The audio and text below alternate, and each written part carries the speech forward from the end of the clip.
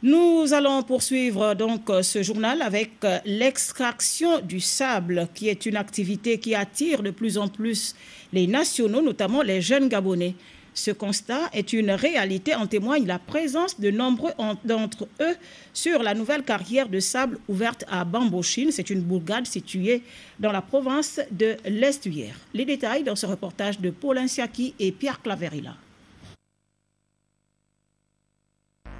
Depuis quelques mois, la zone Bambochine connaît une intense activité due à l'extraction de sable, précisément au lieu appelé Fou-Djabango.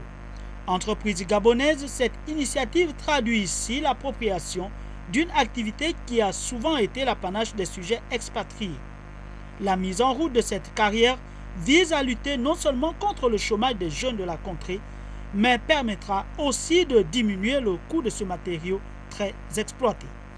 Depuis 2009, où le président de la République a pris l'initiative de mettre en place une nouvelle donne de l'économie gabonaise, à savoir que les jeunes s'approprient de tous les secteurs économiques de la place, donc les carrières.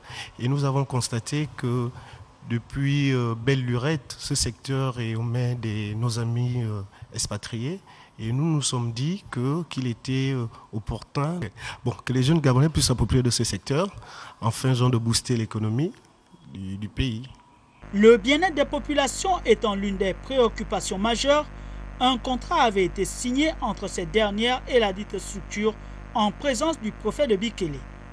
Un aspect évoqué par ces populations lors de notre passage. Les enfants là que nous avons mis au monde, ils ne peuvent pas aller fréquenter des barakas, aller jusqu'au bambou de Chine.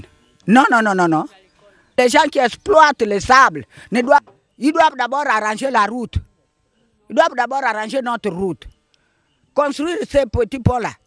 Même quand la voiture de sable est passée, c'était embourbé. Il n'y a pas encore la pluie.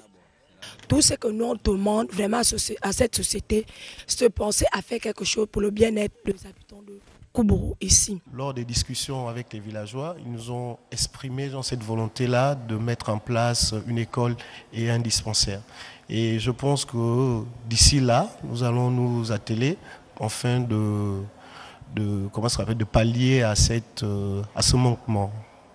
Il faut dire que cette activité qui se déroule ici à Fou-Djabango démontre que les Gabonais se sont appropriés l'esprit d'entrepreneuriat souhaité par le chef de l'État.